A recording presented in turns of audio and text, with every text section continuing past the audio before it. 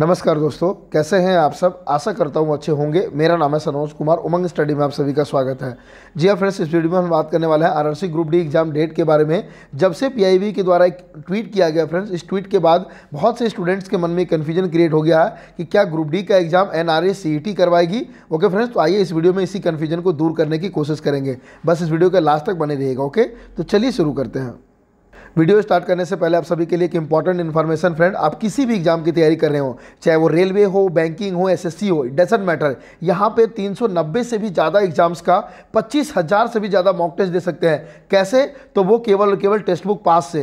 तो text book आप लोगों के लिए लेकर के आ चुका फ्रेंड गणेश चतुर्थी सेल। इसमें आप लोग लाइफ टाइम का जो टेक्स्ट बुक पास है वो परचेज कर सकते हैं मात्र 499 में भी। लेकिन रुक जाइए फ्रेंड, इसमें भी आपको और भी डिस्काउंट मिल सकता है। क्या कंडीशन है? तो वीडियो के डिस्क्रिप्शन में जो लिंक दिया हुआ उस लिंक पर क्लिक कर लीजिए और हमारा कूपन कोड है उमंग10। इस कूपन कोड को अप्लाई कर लीजिए, आपको पूरा का पूरा 50 रुपये का डिस्काउंट मिलेगा और आपको पे करना पड़ेगा मात्र 449 रुपीज़। ओके फ्रेंड्स, तो बिना कोई देरी किए हुए जाइए और इस ऑफर का लाभ उठाइए। ओके फ्रेंड्स, एक्चुअली जो आपका पीआईबी है फ्रेंड, जिसका कि फुल फॉर्म होता है press information bureau of India, इनके द्वारा 9 सितंबर 2021 को शाम को 7:08 पे एक ट्वीट किया गया फ्रेंड। और इसका जो डिटेल्ड पीडीएफ है वो भी आप चाहेंगे तो पीआईबी की ऑफिशियल वेबसाइट से देख सकते हैं। लेकिन जो हमारा मेन फोकस का चीज़ उसमें बहुत सारी चीज़ों पर फोकस किया गया है, लेकिन हमारा जो मेन फोकस है वो हम लोग का होने वाला है सीईटी यानी कि कॉमन एलिजिबिलिटी टेस्ट के ऊपर। यहाँ पे ट्वीट क्या किया गया है? Common eligibility test CET will be conducted across the country from early 2022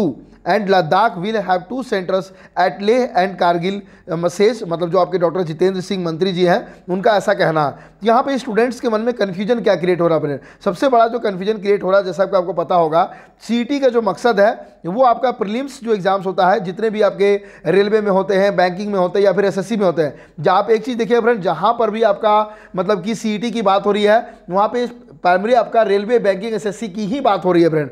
कि इन तीनों में जो भी प्रीलिम्स एग्जाम होता है, इनके प्रीलिम्स एग्जाम को खत्म करके जैसे कि जो मेंस एग्जाम होता है वो रिस्पेक्टिव अपना रेलवे भी कंडक्ट करेगी, बैंकिंग भी कंडक्ट करेगी और आपका एसएससी भी कंडक्ट करेगी फ्रेंड। तो कन्फ्यूजन ये हो रहा फ्रेंड, जैसे कि रेलवे में हम लोग बात करते हैं एलपी की या फिर जेई की या फिर हम लोग बात करते हैं एनटीपीसी की, तो इन सभी एग्जाम्स का तो समझ में आता है कि सीबीटी 1 होता है, फिर सीबीटी 2 जो मेंस होता है वो होता है। तो सीबीटी 1 जो होगा वो सीबीटी 1 सभी के लिए, क्योंकि होता क्या फ्रेंड, अभी क्या होता है, मान लीजिए कोई एक स्टूडेंट है जो कि तीनों में इंटरेस्टेड है, रेलवे में भी, बैंकिंग में भी, एसएससी में भी। उसको लगता है कि जहाँ मुझे जल्दी जॉब मिल जाएगा मैं वहाँ पर चला जाऊँगा। वो स्टूडेंट में है कि वो तीनों की पढ़ाइयाँ कर सकता है। तो अभी क्या होता है फ्रेंड, उसको तीनों का प्रीलिम्स एग्जामिनेशन देने के लिए जाना पड़ता है, तीनों का मेंस एग्जामिनेशन देने के लिए जाना पड़ता है। यानी कि मिनिमम उसको जैसे कि 6 बार जाना पड़ता है फ्रेंड। हो सकता है कि उसका सेंटर उसका घर किसी रिमोट एरिया में हो तो उसको 6 बार सेंटर विजिट करना पड़ता है। तो अब क्या होगा फ्रेंड, एक प्रीलिम्स एग्जाम देगा तो तीनों के लिए क्वालिफाई कर जाएगा, तो फिर उसको कितना एग्जाम देना पड़ेगा? 3 मेंस देना पड़ेगा और एक जो है कि उसको प्री देना पड़ेगा। यानी कि 6 एग्जाम के बजाय मात्र उसको 4 एग्जाम देना पड़ेगा फ्रेंड। तो कंफ्यूजन जो हो रहा है वो ग्रुप डी के स्टूडेंट्स के लिए हो रहा, क्योंकि ग्रुप डी में तो एक ही सीबीटी होता है फ्रेंड। हालांकि एक समय के लिए ग्रुप डी के स्टूडेंट्स में बीच में कंफ्यूजन क्रिएट हो गया था टेंडर के डॉक्यूमेंट्स के बाद कि सर ग्रुप डी में भी कहीं 2 सीबीटी तो नहीं होगा, क्योंकि टेंडर का जो डॉक्यूमेंट था उसमें स्पेशली मेंशन था कि सीबीटी 2 के बारे में भी। तो वो अपनी सिक्योरिटी के लिए मेंशन करते फिर ग्रुप डी में आपका एक ही सीबीटी होगा। तो स्टूडेंट्स के मन में सबसे बड़ा जो कंफ्यूजन है कि ये जो ग्रुप डी का एग्जाम डेट जो डिले हो रहा है आप लोगों के लिए, कहीं ये इसी वजह से तो डिले नहीं किया जा रहा है कि आप लोगों का अर्ली 2022 की बात करते हैं फ्रेंड। तो अप्रॉक्सीमेट के चलिए इधर मैक्सिमम टू मैक्सिमम डिले की ही बात करें तो अर्ली मतलब तो यही होता है कि मार्च 2022। तो हम लोग इसको जनवरी 2022 से लेकर के कि जैसे कि मार्च 2022 तक काउंट कर सकते हैं। और अभी जरा मंथ की बात करते हैं फ्रेंड, तो अभी हम लोग का मंथ चल रहा है सितंबर में। आज हो चुका आप लोग का 10 तारीख और आज तक तो आपका कोई नोटिस नहीं आया। आज फ्राइडे है तो कल 11 और 12 सैटरडे संडे 12 को छोड़ दीजिए, तो 15 तारीख तक भी देर कोई नोटिस नहीं आता फ्रेंड। मिनिमम 1 मंथ पहले आपका नोटिस आएगा, यानी कि मिड अक्टूबर में भी एग्जाम होने की फिलहाल तो संभावना नहीं है। तो उधर बच जाती है आपके पास मात्र 2 मंथ। कौन कौन सा? नवंबर और दिसंबर।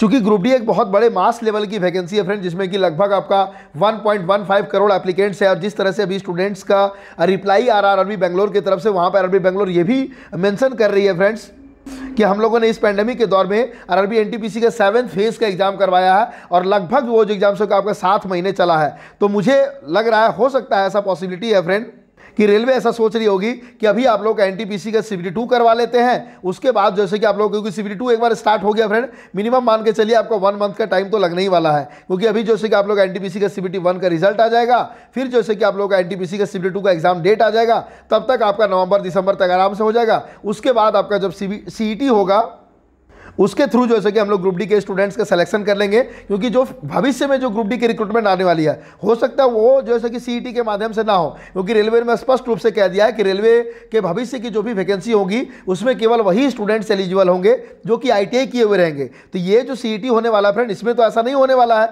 कि जो भी मतलब कि जैसे कि जो आईटीआई किए हुए रहेंगे केवल वही अप्लाई करेंगे, ऐसा बिल्कुल भी नहीं होने वाला है, क्योंकि यहाँ पे तो रेलवे के भी स्टूडेंट्स बैठेंगे, बैंकिंग के भी स्टूडेंट्स बैठेंगे और जैसे कि आप लोगों का एसएससी के भी स्टूडेंट्स बैठेंगे। तो ऐसा पॉसिबल ही नहीं है कि आईटीआई, और डेफिनेटली यार आईटीआई को मिनिमम एलिजिबिलिटी क्राइटेरिया रखा जाएगा भविष्य में ग्रुप डी में, तो उस केस में हो सकता है कि आईटीआई से भी कुछ सवाल पूछे जाए। तो आईटीआई का सवाल तो ऐसा तो नहीं होगा कि रेलवे के स्टूडेंट्स को पूछा जाएगा और बैंकिंग और एसएससी के स्टूडेंट्स को नहीं पूछा जाएगा। तो ये जो है कि स्टूडेंट्स के मन में लगातार अभी भी कन्फ्यूजन बना हुआ फ्रेंड, इसलिए पीआईबी से भी रिक्वेस्ट होगा, आप लोगों भी से भी रिक्वेस्ट होगा कि पीआईबी को आप लोग ट्वीट करें, हो सकता है पीआईबी आपके ट्वीट्स का जवाब दे, क्योंकि ये कन्फ्यूजन क्रिएट करना फ्रेंड, जिस तरीके से रेलवे ने ग्रुप डी एग्जाम डेट के ऊपर चुप्पी साध कर रखी है, स्टूडेंट्स ट्वीट्स पे ट्वीट्स मतलब मिलियंस में ट्वीट्स हुए फ्रेंड, ट्रेंडिंग में गया, उसके बाद जैसे कि आरटीआई कर रहे हैं, मेल कर रहे हैं, फोन कॉल कर रहे हैं, मतलब कि राइट टू प्राइम मिनिस्टर को लिख चुके हैं, उसके बाद मतलब कि जो आप लोग पीजी पोर्टल जिसको बोलते हैं, पीजी पोर्टल के थ्रू गिरफ्तार भी डाल दिए, उसके बावजूद भी ग्रुप डी एग्जाम डेट के ऊपर इस कदर की चुप्पी फ्रेंड, इतना ज्यादा स्टूडेंट्स के द्वारा प्रयास किए जाने के बावजूद भी ये चुप्पी तो बिल्कुल भी समझ में नहीं आती फ्रेंड। आखिर आप लोग एनआरएस सीईटी के माध्यम से ही करवाने वाले हैं, तो यही क्लियर कर दीजिए कि हम लोग जैसे कि सीईटी के माध्यम से करवाएंगे, इसलिए अभी हम लोग कोई नोटिस जारी नहीं कर रहे हैं, ताकि स्टूडेंट्स के बीच में जो फर्जी नोटिस वायरल होते हैं, स्टूडेंट्स के बीच में जो कंफ्यूजन बना हुआ है, कम से कम ये कंफ्यूजन तो खत्म हो। तो आशा करते हैं ये जो मतलब कि कन्फ्यूजन स्टूडेंट्स के मन में बचा हुआ, आप लोग अपने स्तर से जरूर इनिशिएटिव लेंगे और रेलवे से इसके रिगार्डिंग क्लैरिफिकेशन जानने की कोशिश करेंगे फ्रेंड, कि आखिर रेलवे चाहती क्या, आखिर रेलवे क्यों ग्रुप डी एग्जाम डेट के नाम पे चुप्पी तोड़े हुए है। कम से कम रेलवे इधर इतना क्लियर कर देगी कि यहाँ सीईटी के माध्यम से जैसे कि आप लोगों का ग्रुप डी एग्जाम नहीं होने वाला है, तब ये तो कंफर्म हो जाएगा कि आपका जैसे कि ग्रुप डी सेपरेट तरीके से कंडक्ट होगा, और जो आपका मंडे को मतलब शांतिपूर्ण धरना प्रदर्शन होने वाला फ्रेंड, वो अपने टाइम से बिल्कुल होगा। उसका एक डिटेल वीडियो कल हम लोग आपको प्रोवाइड करवाएंगे, जिसमें कि कंप्लीट पोस्टर्स वगैरह, और मतलब कि बहुत से स्टूडेंट्स अभी भी जानना चाह रहे थे कि कब कब किसको किसको कहाँ पहुँचना है। एकदम सिंपल कॉन्सेप्ट है फ्रेंड, जितना भी आपका 21 आरआरबी है, सारे के सारे 21 के आरआरबी का ऑफिशियल वेबसाइट को विजिट कर लीजिएगा, कॉन्टैक्ट अस वाला सेक्शन में चले जाइएगा, वहाँ पे सारे के सारे आरआरबी का मतलब पोस्टल एड्रेस लिखा हुआ होता है, उस एड्रेस पे आपको पहुंचना है। आप केवल उसी सिटी के स्टूडेंट्स को पहुंचना है और जा करके आपको जैसे कि सबसे पहले जो भी उस आरआरबी के जो चेयरमैन होंगे उनसे मिलने की कोशिश करना है। उनसे नहीं मिल पाते तो जो भी कंसर्न ऑफिशियल्स होंगे उनसे मिलेंगे। उनसे मिलने के बाद जैसे कि आपको सेटिस्फैक्ट्री जवाब नहीं मिलता है तो आप उसी आरआरबी के बाहर में शांतिपूर्ण धरना प्रदर्शन करेंगे। ओके फ्रेंड्स, और अभी तक तो फिलहाल किसी का भी साथ नहीं मिला है friend. Group D exam date के ऊपर लगातार हम लोग मंडे से ही उम्मीद कर रहे थे कि कुछ लोगों का साथ मिलेगा। हाँ, कुछ लोगों का डिफरेंट तरीके से साथ मिल रहा। उनका कहना है कि जो भी आप लोग वहाँ पे पीसफुल प्रोटेस्ट करेंगे, आप वीडियो बना करके उनको दे दीजिएगा, वो अपने चैनल पर वीडियो डाल देंगे। तो ये समर्थन नहीं होता फ्रेंड, ये आधा अधूरा समर्थन होता है। समर्थन का मतलब होता है कि आप जिस भी स्टेट में रह रहे हैं, आप यूट्यूबर हैं तो डेफिनेटली आप ग्रुप डी के स्टूडेंट से 2 रुपया कमाते ही होंगे। तो आपको जैसे कि आप जिस भी स्टेट में रहते हैं, जो भी आपका नज़दीकी आरआरबी है, उस नज़दीकी आरआरबी में जाएं, घर से बाहर निकले, स्टूडेंट्स को लीड करें, ताकि स्टूडेंट्स को भी लगे कि नहीं, हमारे साथ कोई है जो खड़ा है। ओके फ्रेंड्स, तो ग्रुप डी का फिजिकल प्रोटेस्ट मतलब कि शांतिपूर्ण धरना प्रदर्शन बिल्कुल होगा।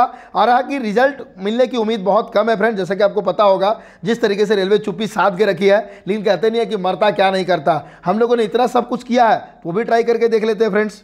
ओके फ्रेंड्स, तो इसके बारे में आपका क्या राय होगा जरूर बताइएगा। मिलते हैं कोई नेक्स्ट वीडियो में, तब तक के लिए जय हिंद, जय भारत।